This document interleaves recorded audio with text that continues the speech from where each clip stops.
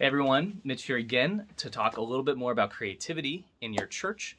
And for this video, I thought I would share a couple of examples about how we at the church that I serve have tried to be intentional about changing our culture, shifting what our ordinary is so that we can be more creative on a regular basis. So 3 examples. First example is actually with our worship design crew. Worship design gets together on a regular basis in order to map out and plan Sunday morning worship experiences. And so for a long time, we would get together and we would do 2 things at the same time. We would come up with ideas and then try to decide what ideas we were going to do. And even sometimes, maybe you've been a part of a meeting that does this, is that we'll come up with ideas and we'll leave and even be unsure about who's doing what or if we're doing anything with those. And so we actually separated the 2.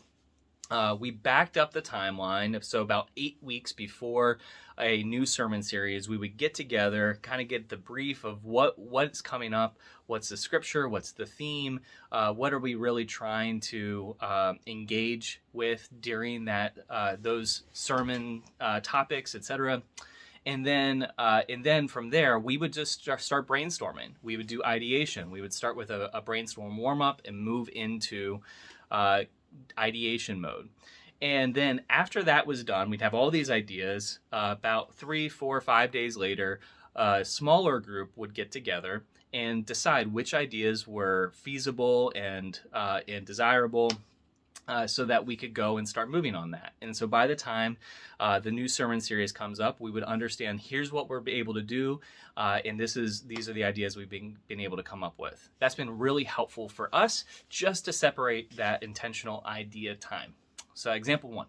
Example 2 was actually the creation of the Acts Network. You may be familiar with the Acts Network, you may not. Essentially, part of our local church is our network of fresh expressions. And that was a huge risk for us. It was a financial risk. It was a time risk. It was taking one staff person's time and shifting it entirely into an unknown realm. We didn't have language for it. We weren't sure what was going to come of it. However, what we did know was that there were people that were being unreached with the gospel, and that we as Christians have an obligation to go and engage and figure out what that means, to be creative. And so despite all of that ambiguity and uncertainty, we took steps of faith forward, and we met God in some powerful ways throughout that. And so risk, that's hopefully that speaks to you. And then the third example, this isn't going to be earth-shattering for you. However, what we normally do, or what can oftentimes happen with anybody when coming up with an idea or trying to solve a problem, is that we come across a problem or a need. One person comes up with one idea, and then we try to go and implement or execute that idea. There's a better way to go about this. The creative process actually starts with observation. We like to talk about empathy and how when we come across a problem or a need, whether it's inside of our church or inside the community, that our first reaction should be engaging with listening, intentional listening, empathy. And so one of the projects that I've been working on at the church is lady engagement. So no small feat there.